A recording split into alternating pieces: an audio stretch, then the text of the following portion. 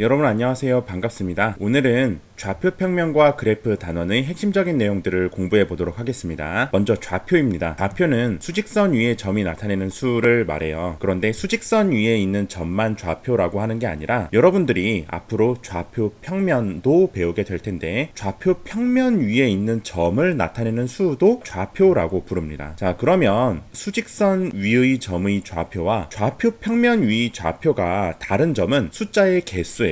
그래서 수직선을 한번 그려볼게요. 수직선 위에 있는 점들은 하나의 숫자로만 표현할 수 있잖아요. 그래서 수직선 위에 있는 점의 좌표는 이렇게 숫자 하나로 표현할 수 있습니다. 자, 그런데 좌표 평면은 축이 이렇게 두 개가 있잖아요. 축이 이렇게 두 개가 있을 때는 어떤 하나의 점을 우리가 표현하기 위해서는 숫자가 두 개가 필요합니다. 그래서 여기에 해당하는 가로축에 해당하는 숫자, 예를 들어서 1이라고 해볼게요. 그리고 세로축에 해당하는 숫자, 여기를 예를 들어서 2라고 해볼게요. 그러면은 숫자 두 개를 가지고 하나의 점을 표현할 수 있겠죠. 이러한 숫자들을 우리가 이제 좌표라고 부르는 겁니다.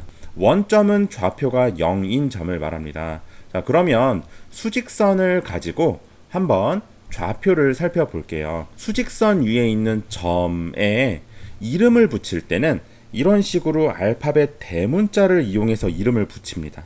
그래서 알파벳 대문자를 이용해서 점을 표시한 거, 이건 점의 이름이에요. 자, 그리고 이 점이 구체적으로 어떤 점인지를 표시해 주는 게 바로 우리가 배운 좌표인 것이죠. 이 좌표는 이 수직선 위에 있는 이 숫자를 말하는 거예요.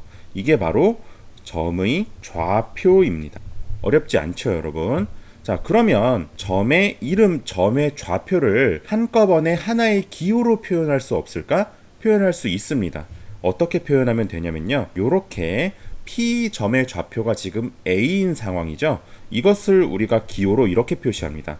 점의 이름에 해당하는 알파벳을 먼저 쓰고 그리고 괄호를 친 다음에 그 안에다가 좌표에 해당하는 숫자를 넣어주면 돼요. 그래서 P 괄호하고 A, 이렇게 하면 이게 바로 수직선 위에 있는 점의 좌표가 되는 거예요. 자, 그러면 맨 처음에 우리가 예를 들었던 수직선 위의 점 2라고 해봅시다. 이 점이 예를 들어서 이름이 알파벳 A라고 생각을 해볼게요. 그러면 이 점은 우리가 기호로 어떻게 표현할 수 있냐면 A에 괄호하고 2 이렇게 표현할 수 있습니다. 자, 좌표 평면 위에 있는 점도 우리가 기호로 당연히 표현할 수 있겠죠. 이 좌표 평면 위에 있는 점의 이름을 우리가 알파벳으로 B라고 해보겠습니다. 자, 그러면 괄호하고 이제 좌표에 해당하는 숫자를 써야 되는데 어떤 순서로 쓰냐면 가로에 해당하는 숫자를 먼저 쓰고요. 그 다음에 세로에 해당하는 숫자를 씁니다. 아시겠죠? 자, 그래서 가로에 해당하는 좌표의 숫자 1 쓰고 그 다음에 세로에 해당하는 좌표의 숫자 2를 쓰면 됩니다. 따라서 좌표 평면에서의 좌표는 이런 식으로 기호로 표현한다는 거예요. B 1,2 이런 식으로 말이죠. 순서상 개념입니다. 우리가 앞서서 좌표 평면 위에 있는 점의 좌표를 표현할 때 숫자가 몇 개가 필요했죠? 두 개의 숫자가 필요했어요.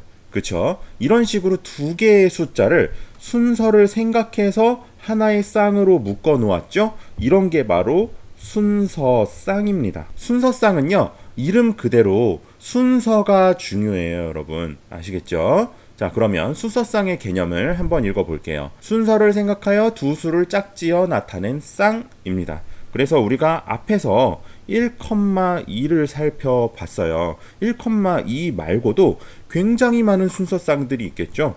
뭐 마이너스 1,0 이런 것도 순서쌍이고 이런 식으로 엄청나게 많은 순서쌍들이 있을 겁니다. 좌표 평면 위에서의 좌표 표현도 지금 다시 한번 배워볼게요. 이 점의 이름에 해당하는 게 바로 이 알파벳입니다. 알파벳이 점의 이름이에요. 그리고 그 뒤에 나오는 것들은 괄호에 묶인 건 바로 이 점의 좌표인 것이죠. 선생님이 가로축에 해당하는 걸 먼저 쓴다 그랬죠? 그래서 가로축에 해당하는 좌표 그리고 세로축에 해당하는 좌표 이렇게 왔어요. 그러면 이름을 좀 살펴볼게요. 가로축에 해당하는 축은 우리가 X축이라고 부릅니다.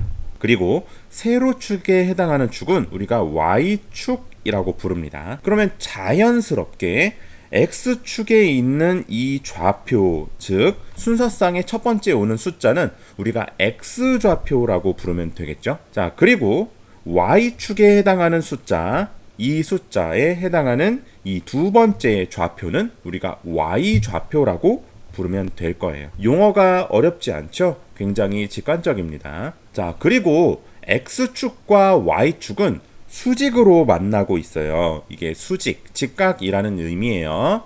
수직으로 만나고 있는데 X축과 Y축이 만나는 점이 여기 보이죠? 그렇죠? 이 점을 우리가 원점이라고 부르고요. 이 점의 이름은 알파벳으로 O입니다. 그래서 원점은 항상 알파벳 O로 표시를 해주게 됩니다. 그래서 이렇게 X축과 Y축으로 이루어진 이 평면을 바로 좌표 평면이라고 부릅니다. 용어가 굉장히 간단하고 어렵지 않죠. 그렇죠? 좌표 평면 위에 있는 점의 좌표를 표현하는 방법, 앞서 살펴봤던 그 방법 그대로예요. 여러분들이 주의해 줄 점은 순서만 잘 생각해 주면 됩니다. 항상 여러분들이 이 좌표 평면 위에 있는 점의 좌표를 구할 때는 X좌표를 먼저 쓰고 그 다음에 Y좌표를 쓰는 거예요. 아시겠죠? 자, 그러면 한 가지 예를 들어 보겠습니다. 자, 여기 X축에 해당하는 점의 좌표가 예를 들어서 3이라고 해봅시다. Y축에 해당하는 점의 좌표가 4라고 해봅시다. 그러면 이 점의 이름을 A라고 해봅시다. 그러면 이 A라는 점의 좌표를 기호로 표현할 때 어떻게 해주느냐면 A라는 이 점의 이름을 먼저 쓰고요. 그런 다음에 괄호 열고 좌표를 입력해주면 되는 거예요. 좌표는 항상 뭐 먼저? X좌표 먼저. X축과 만나는 점이 X좌표인 거예요. 그래서 X좌표 먼저 그 다음에 Y좌표에 해당하는 좌표를 써주면 됩니다. 이게 바로 좌표 평면 위의 점 A의 좌표를 표현한 거예요. 그래서 A 3,4 이렇게 읽으면 되는 것이죠. 굉장히 쉽죠? 그 다음에 우리가 배워볼 부분은 바로 사분면입니다. 여러분, 좌표 평면을 배웠어요. 그래서 평면을 X축과 Y축으로 이렇게 나누면 평면이 몇 개로 나눠지나요? 여러분들이 지금 화면에서 보다시피 4개의 평면으로 나눠집니다. 그쵸? 4개의 부분으로 나눠지는데 이 4개의 부분으로 나눠진 부분들이 각각 이름이 붙어 있어요. 제1사분면, 제2사분면, 제3사분면, 제4사분면 이렇게 이름이 붙어 있습니다. 여러분들이 사분면에서 반드시 좀 짚고 넘어가야 될 부분은 바로 뭐냐면 점의 부호입니다. 예를 들어서 1사분면 위에 어떠한 점이 있다고 생각을 해볼게요. 그러면 이 점은 X좌표와 Y좌표의 부호가 각각 어떻게 될지 우리가 생각할 수 있단 말이에요. 자, 생각해 볼게요. X좌표는요, 양수인가요? 음수인가요? 양수죠. 그쵸? 왜냐면 0보다 더 오른쪽에 있기 때문에 양수입니다. Y좌표는 그럼 어떤가요? Y좌표는 양수일까요? 음수일까요? 당연히 양수입니다. 왜냐하면 0보다 더 위쪽에 더 큰 쪽에 존재하기 때문이에요. 따라서 1사분면 위에 아무 점이나 지금 찍은 건데 X좌표도 양수, Y좌표도 양수죠. 그래서 우리는 정리할 수 있습니다. 1사분면 위에 있는 모든 점들은요, 여러분, X좌표는 양수, Y좌표도 양수, 요렇게 정리할 수 있어요. 간단하죠? 뭔가 이모티콘 같아 보이기도 하지만 순서상의 각각의 좌표의 부호라고 생각을 하면 되는 거예요. 자, 그럼 2사분면도 우리가 비슷한 방식으로 생각해 볼 수 있을 거예요. 2사분면에 어떠한 점을 우리가 찍었을 때 이 점은 X좌표는 음수입니다. Y좌표는 양수가 되겠죠. 따라서 우리는 정리할 수 있어요. 2사분면 위에 있는 모든 점들은요, X좌표는 음수, Y좌표는 양수가 되겠구나, 이렇게 정리할 수 있습니다. 3, 4분면도 똑같은 방식이겠죠. 3, 4분면도 한 점을 잡았을 때 X좌표 음수, Y좌표 음수. 아, X좌표와 Y좌표가 모두 음수구나. 그러면 이제 정리할 수 있죠. 자, x좌표 음수, y좌표 음수 이렇게 정리할 수 있고요. 마지막으로 4사분면입니다. 제 4사분면 위에 점 아무거나 이렇게 잡아 볼게요. 그런 다음에 x좌표 양수, y좌표는 음수. 그쵸? 그래서 4사분면 위에 있는 점은 x좌표는 양수, y좌표는 음수 이렇게 되는 거예요. 자, 여러분 이렇게 해서 우리가 각 4분면 위에 있는 점들의 좌표의 부호가 어떻게 되는지를 각각 살펴봤습니다. 그래서 여러분들이 나중에 문제를 해결하다가 어떠한 점이 몇 사분면 위에 있다라는 조건이 붙으면 점의 좌표의 부호를 준 것이구나, 이렇게 생각하면 된다는 거죠. 자, 그럼 여기에서 예를 들어서 간단한 문제를 해결해 볼게요. 자, 예를 들어서 1,-3은 몇 사분면 위의 점인가, 이런 문제가 있다고 생각을 해보죠. 그러면 x좌표는 양수, y좌표는 음수죠. 따라서 몇 사분면? 제4사분면, 이렇게 결론을 내릴 수 있는 거예요. 자, 예를 한 가지만 더 들어보겠습니다. 예를 들어서 a, b가 제2사분면 위의 점이다, 이런 식으로 문제에서 조건을 줬다고 하죠.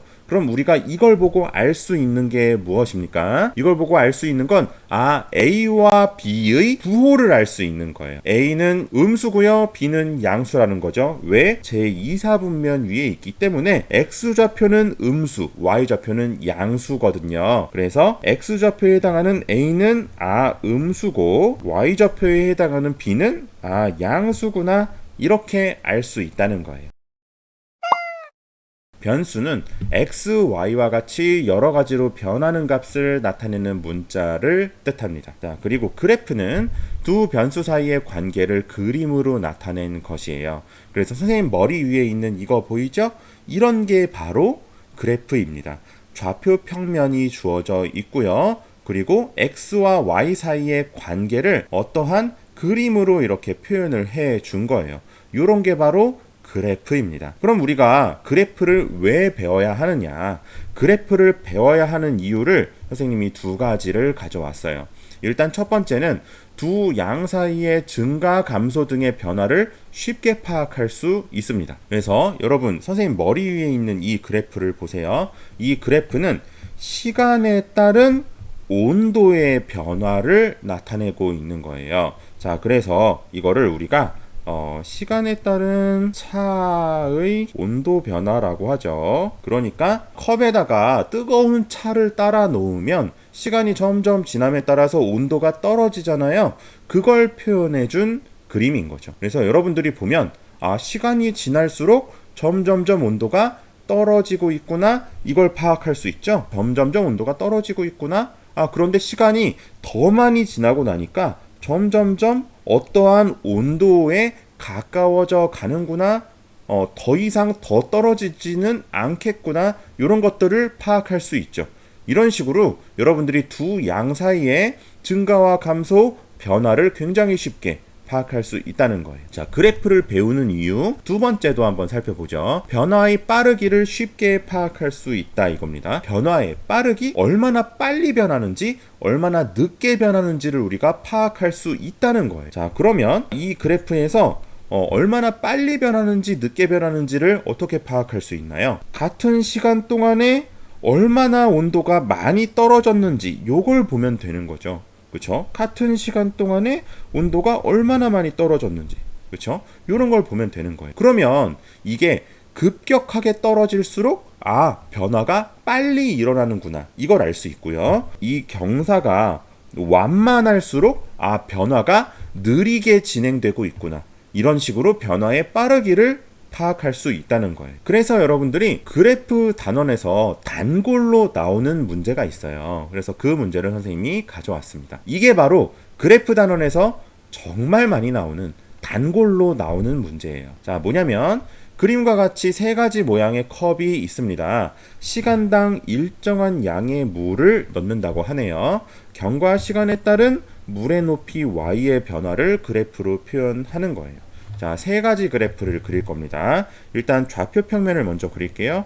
x축, y축을 먼저 이렇게 그려주시고요. x축, y축, 원점. 항상 이게 기본입니다, 여러분. 지금 X축에 해당하는 건 시간이에요. 시간이 지날수록 물은 항상 일정한 양이 들어가고 있습니다. 첫 번째 컵의 경우에는 컵의 너비가 계속 일정하죠. 그렇기 때문에 물의 높이가 항상 일정하게 올라가게 될 겁니다. 그래서 시간이 지남에 따라서 물의 높이가 일정하게 올라간다. 그걸 우리가 그래프로 표현하면 이런 식으로 표현할 수 있겠죠.